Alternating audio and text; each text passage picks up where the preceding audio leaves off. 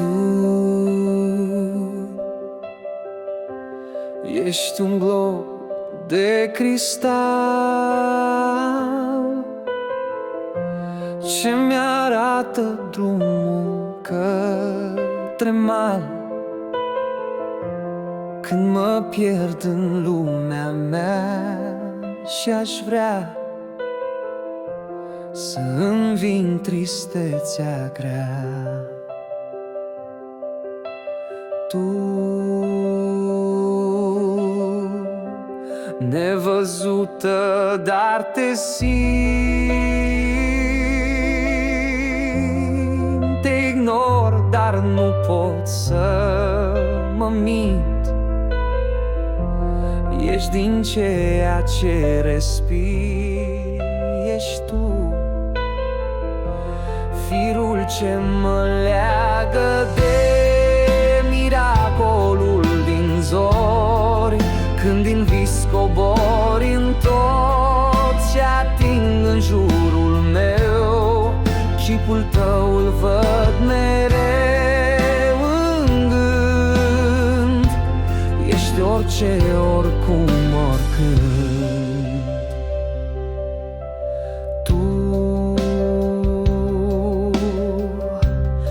așteptarea din amurg, când secundele încet se scurg cu atingeri moi de catifea, alintate în mâna Ta. Tu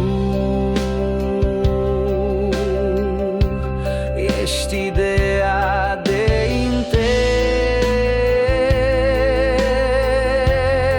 intens, căutării mele dai un sens, un motiv ca să încerc mai mult.